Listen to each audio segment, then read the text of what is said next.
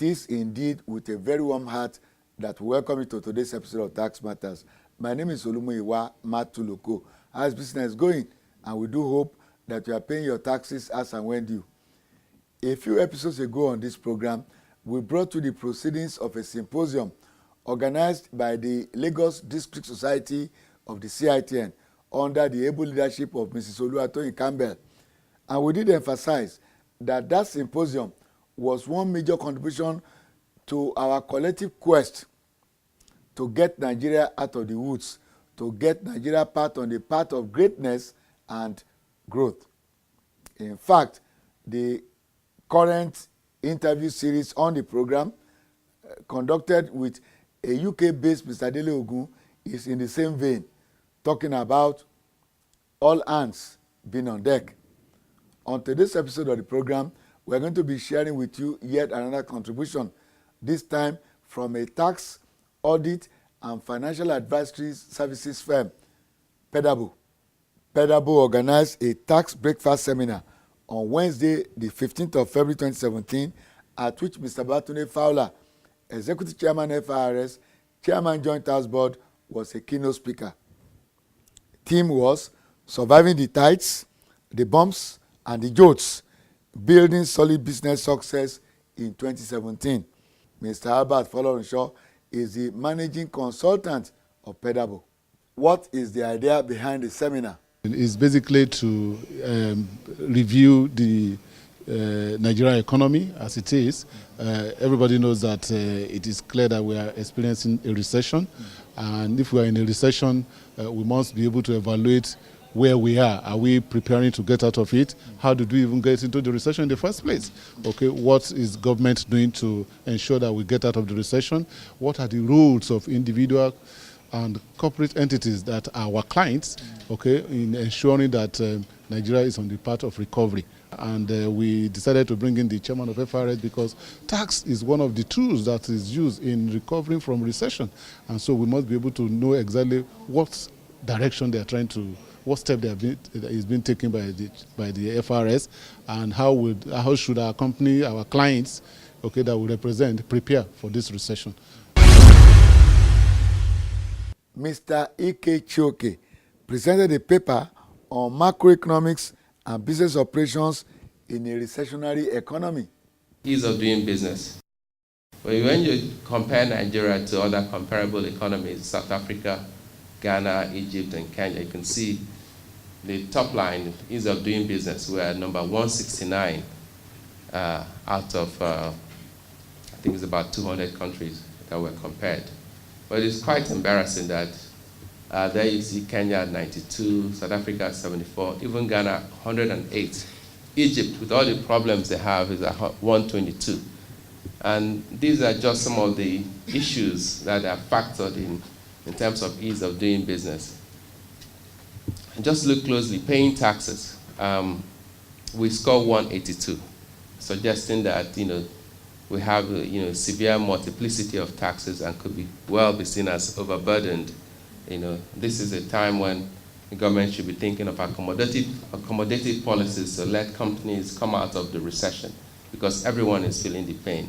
But unfortunately, government is also looking for money and is imposing more restrictive policies on businesses, which begs the question: are we at the end of recession? Is it coming out in view anytime soon?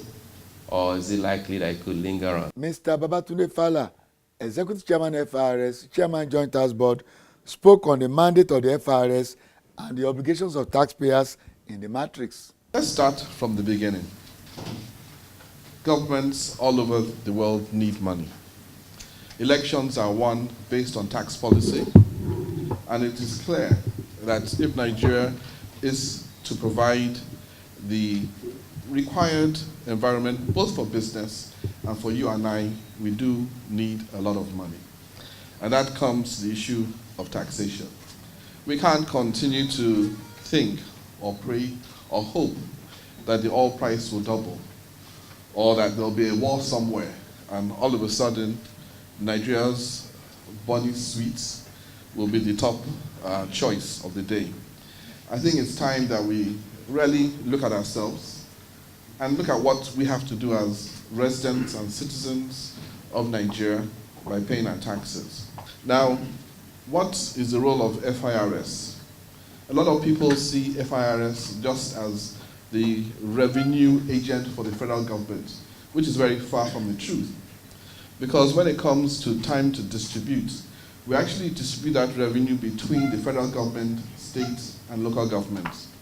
So any particular month that our revenues are low, it basically means that the state governments also have less revenue, the local governments have equally less revenue. How do all these connect the taxpayer?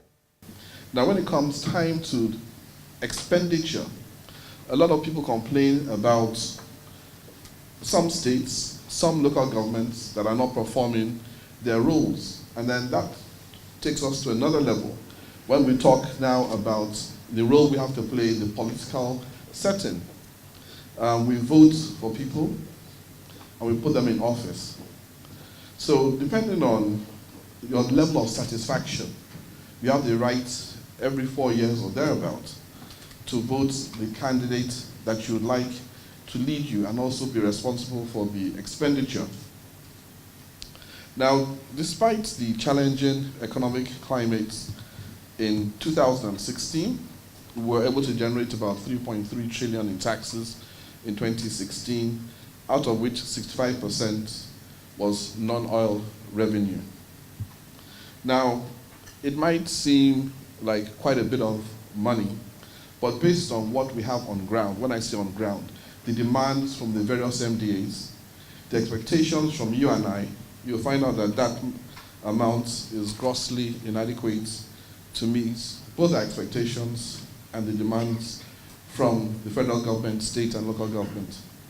Now, in terms of the ease of paying taxes, I'll take first of all in terms of the ease of paying taxes.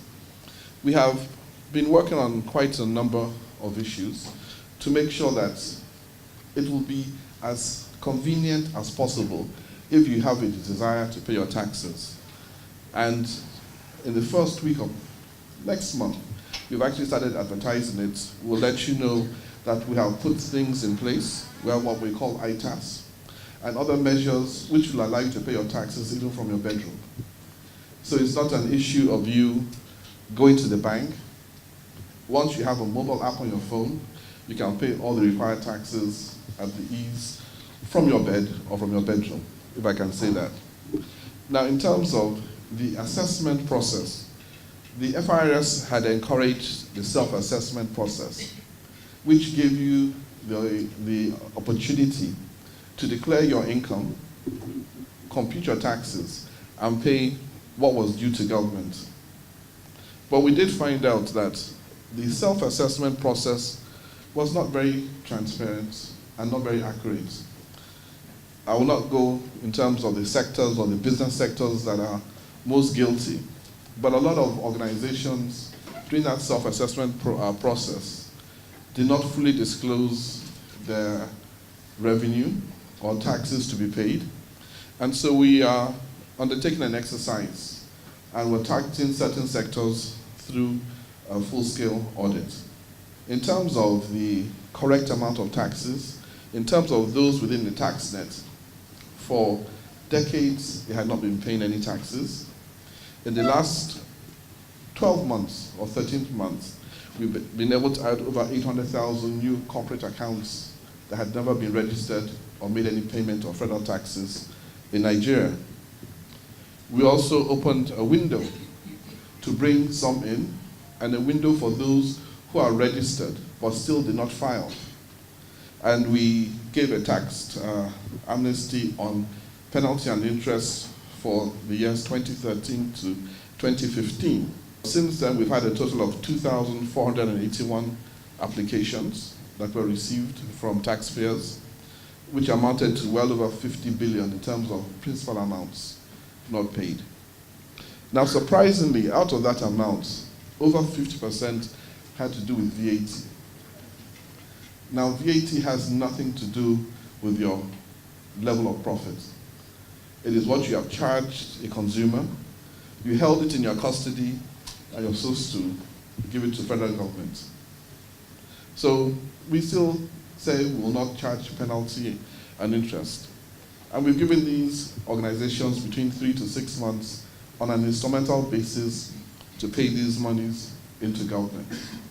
VAT, Value Added Tax, is a tax paid on all goods and services and remitted by the seller of the goods or provider of the service to government. 5% VAT is added to the total cost of goods and services in Nigeria, and when remitted to government is used for funding development. The VAT you pay will be used by government to develop our transport infrastructure like roads and railway lines, to continually improve our educational sector by building more schools and upgrading existing ones, to provide adequate security and a better quality of life for us all. Pay your VAT. Make your contributions to the development of Nigeria. It pays to pay your tax. This message is from the Federal Inland Revenue Service. Now, for us as FIRS, we believe that we're in a period of mutual cooperation. And we believe that all stakeholders, that includes the taxpayer, the tax administrator, and those that make decisions in terms of expenditure, have to work hand in hand. We have listened to your complaints. When it comes to refund on VAT and all that, we do have a process in place. We have had a few organizations request for refund, and at that point in time, we do an audit before we sign off on the refund. And we found out that they're actually owing other taxes. You know, so the issue is that will we refund one tax when they're owing on other taxes? I don't think that is very fair. In the area of minimum tax, as practitioners, we agree with you. We can't force you to pay minimum tax when there's no profit. And we're actually changing that under the new national tax policy. That has been considered. But in terms of operation, we do not insist that any minimum tax should be paid where you have disclosed fully your financials. Now, when it comes to the group taxation, we have a very, very strange situation in Nigeria, in that you might find a group made up of 16 companies. 8 of them might be enjoying some waiver or pioneer status, and then they play a puzzle. When the pioneer status is about to terminate or mature on one, they switch it to another one. And so you find out that if it's not clearly handled, none of these people in that group will ever pay any taxes. So we have to be realistic with each other and ask ourselves, if they tried this in other tax jurisdictions, either the USA or even the United Kingdom, most likely they'll be in jail. Now, in terms of the laws, I'm extremely happy with what my friend said. Our tax laws have to be considered first before we consider any other issues. But like you pointed out, the stamp duty laws are archaic, they're no longer relevant, but they're being worked on. And part of the national tax policy agenda is to ensure that we update our tax laws as required. Not the issue that you'll have a tax law and for a decade will not be amended. So going forward, we believe that the tax laws will be adjusted to make sure that apart from the aspect of revenue, that they're also business and people friendly. Mr. Fowler ended on this note. From our point of view, if any company stops working, operating in Nigeria or does not make any profit, it's to our disadvantage. Every company that closes stops paying taxes. So it is of more interest to us as government and as tax revenue collectors, let me use that word, not tax collectors, that your business does the best it can do. Very comforting, very touching. And then this charge, this appeal. The honest truth is that the only way out of a so-called recession is through expenditure. And the only way that can be done is if you and I pay our taxes. A lot of us would relate to other companies, and without us making it a law, every contract you give out to an enterprise, another smaller company, just ask them, are you tax compliant? Because you're paying your taxes. So if they are making income from business you give them and they're not paying their taxes, apart from cheating government, they're cheating you. And I think going forward with your support, and I think with the support of all Nigerians, Nigeria, I won't say will be great again, because I think Nigeria is already great. But I'm sure that we will come out of this economic situation. Last but not the least, Mr. Seyi Olanrewaju presented a paper on building business resilience in a recession, the way forward. The paper presentations were followed by a robust question and answer session. To the chairman of FRS, and I would like to issue a disclaimer. This is not me. Actually, I'm on your side. So, because when we make investments, we always insist that people are tax compliant. We check it. We are very, it's very important to us. But I'm coming back to you with comments from some of the companies we've invested in and some of the challenges that they share with us. So they say to us that the truth is that, and as Seyi has said, in recession you have to be creative, you want to think outside the box, and thank you for the amnesty. But they say that money is fungible. The truth is that they want to pay you, they want to pay their taxes, but they need to buy diesel at 250. They need to do the road in front of their office. And they said, look, we can't do that. And we looked at the ease of doing business. When 169 out of 190, it's really not easy for these businesses. When they make some of this expenditure, because yes, you are trying to do the second runway, you are doing all sorts of things, thank you. But there are roads in front of their office, they don't have lights. When they make some of this expenditure on your behalf, quote unquote, do they get a rebate? Can you please just limit and reduce their tax expenditure? This is from them to you. It has to be approved. So if you want to do certain expenditures against future taxes, once it's approved at the various levels, and you've got to realize that there's the federal government, states, and local government. For example, Dangote is doing some road in agreement with the federal government already. So it can be done. But taking it further by saying that you have to supply your own water, do a little construction in front of your office and all that. Now, those are exceptional cases. And I think we have to empower governments to do that for us, because it will cost a whole lot more money doing just your own portion. Eventually, we'll get to where we need to get to. Let's empower governments, and eventually, we'll get to where we all expect government, or what government should do for us.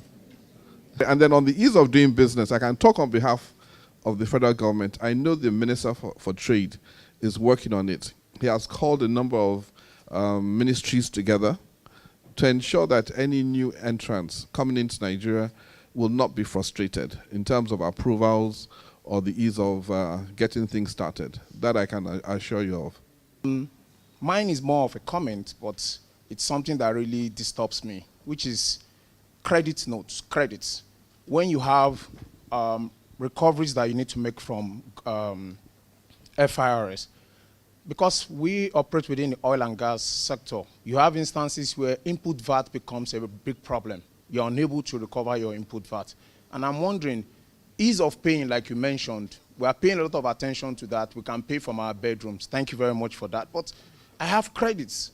And anytime we apply to say, I have 1 billion naira with you, some other people have deducted from my funds, I just hear all sorts of stories. I still need to make the payment for this year. So I think as you work more on ease of making the payment, you should also help us streamline the process for recovering our credits. 2, and equally important, is the issue of withholding tax credit notes. I think it's archaic. The process doesn't make any sense to me. Someone deducts money from you, you cannot pick up the credit note from FIRS, the person needs to pick it up and then send it to you. What happened to e-credit? In a situation where someone has paid credit. I mean, it's my money. Someone deducted it from me. As soon as the payment is made to FRS, I should have an account credited. And then I can go online, check my account. This is the total credit I have as of today. And then if I want to make tax payments, I just pay the difference. The problem today is anytime you pay anything in advance as credit, at the end of the day, you are better off not going that route. I beg of you, as you try to make payment a lot easier, please help us with recoveries. Well, thank you for those questions. Just like you've been in, well, not reading our minds, but we've actually worked on it. We did have a problem, and we still do have a problem. Some of the companies that withhold this tax do not remit. So if it's not remitted on your behalf, there's really no way we can issue you or take it in consideration. From now on, any time you have a credit note on withholding tax or whatever, you'll be advised by email. You'll also have the possibility to print a copy of your credit note. So we're working on it, and in the next week or two, it will be all over the media. And at a press conference at the end of it all, Mr. Fowler made these clarifications. Still on the 3.3 trillion naira that were collected in 2016, you said 65% of that was from non-oil. Did that meet your mark, your target? If it did, are you hoping to increase that ratio, non-oil to oil tax? Well, in terms of ratio, we're actually thinking that we should be at the 80% point. So we really didn't hit that mark. But in terms of the outstanding taxes, at least from the tax amnesty, if we were able to have got those taxes in earlier and they paid all of it, because part of the conditions for the amnesty is that we asked them to pay 25% of the outstanding taxes, and the 75% will be spread over a period of time. If we were able to get all that money in, then the ratios would have looked better. But going forward, the new accounts that we've got into the tax net this year should start paying taxes. And I think with the audit process that we've started, the ratio should look a bit better, and also the value of taxes to be collected in 2017. On strategies to widen the tax base in Nigeria? Well, our strategy, we've almost concluded the strategy. We have a very good working relationship with all states' internal revenue services. We've met with various associations. Like I said before, even the small-scale businesses, we've met with their executives. And although that will be state tax, because most of them will fall under state tax, at least we have 37.5 million individuals there. And last year, at the state level, we were able to add a little over 3 million individual taxpayers, with Kano ranking the highest, adding a little over 900,000. Sir, one of the speakers from the audience spoke very strongly about, let's say, frustration about this withholding tax administration. And you did answer that there's something that you are putting on ground. How are you hoping that in this year, 2017, the administration of withholding tax will become easier? People will have more confidence, that whatever is taken from them up front can go into settling their tax liabilities? Well, very simply put, what we are putting ground, and the system is ready to go, and we will advertise it in the next 2 weeks or so, in the month of March. So anytime someone pays on your behalf withholding tax credit, you'll be notified by email. You'll also have access to the system whereby you can print out that receipt yourself. So the issue of somebody taking tax on your behalf, not remitting it to government, will be things of the past. Also, in terms of VAT, we have introduced VAT certificates, which will also be displayed in all businesses. So you will know that this business has been registered for taxes. It'll have a VAT number. So you'll be watching your neighbor. Everybody will watch everybody. So no one will take your tax and use it for him or herself. And I think that will be the best approach. On the incidence of multiplicity of taxes. Let me repeat this. You can only have multiplicity of taxes when 2 tiers of government charges the same tax. So a lot of businesses have complained that they have so many taxes.